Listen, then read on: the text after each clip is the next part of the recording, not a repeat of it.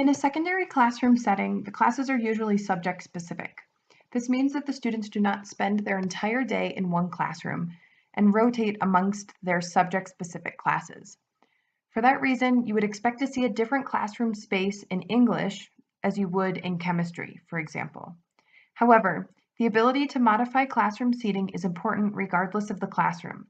This is because the physical setup of chairs, tables, and presentation in the classroom can significantly influence learning. It's the teacher's job to determine how they want the students to communicate during the lesson, if at all. Instructors can consider ways to modify seating arrangements to match the demands of the classroom activities in order to maximize student learning. There are several ways that secondary classroom teachers can organize their classroom spaces to maximize the learning. These ways include traditional rows, groups, horseshoe, or also called semicircle, a modified U-shape, a runway, etc.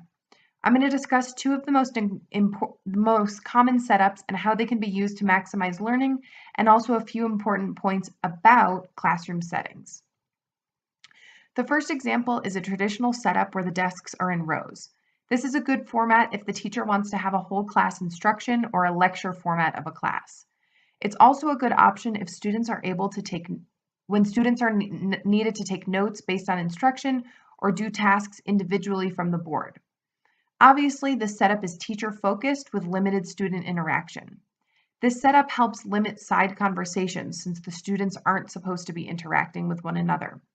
It directs the students' attention towards the front of the room, again limiting interaction with other students. The rows can either have spaces between each desk or the desks can be connected in rows. That can be called stadium seating. One major downfall of this classroom setup is that the highest communication is usually between the teacher and the students in the first rows, and that students in the back are less likely to be engaged. To reiterate, an important thing about secondary classroom spaces is that teachers have the ability to modify the classroom seating for the specific tasks of the day. Another setup is when students are in groups. People can call this also clusters or pods. These groups can be groups of 2, 3, 4, etc. This setup is good if you want students working together and collaborating amongst themselves. This arrangement communicates to the students that you want them to work with one another and should be used when the majority of the class time is a cooperative learning task or activity. Some disadvantages of this setup is that it requires some students to turn their heads to see the board or to see the front of the classroom or where the teacher is standing. This is why you wouldn't want this to be used if you were doing a lecture style class. It also may lead to side conversations due to student proximity. In this setup, it's important how the students are grouped together, because if students are easily distracted and they're grouped together, their small groups will distract away from the activity and most likely engage in side conversations. So again, the teacher should determine which seating arrangement functions for the class that he or she wants to lead. Is it a teacher-centered classroom where rows, stadium, or runway seating would work best?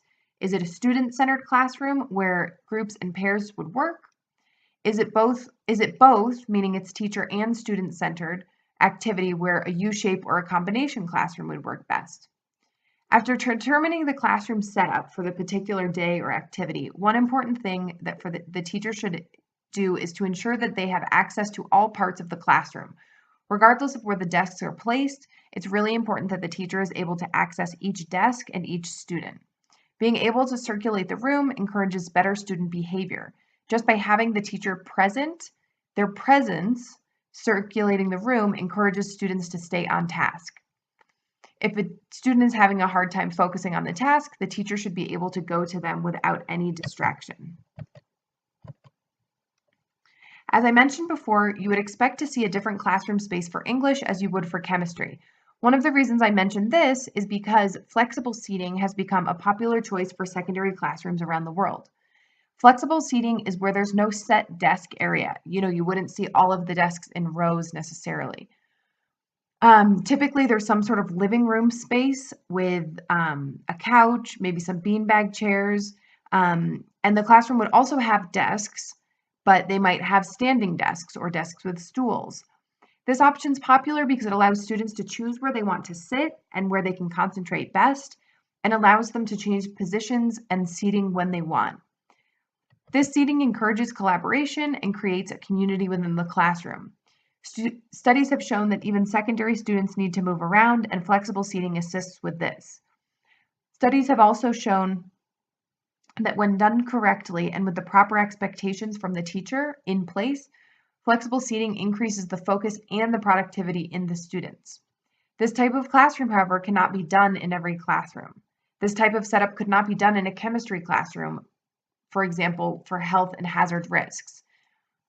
This type of setup would be perfect for an English classroom, a humanities classroom, that type of thing.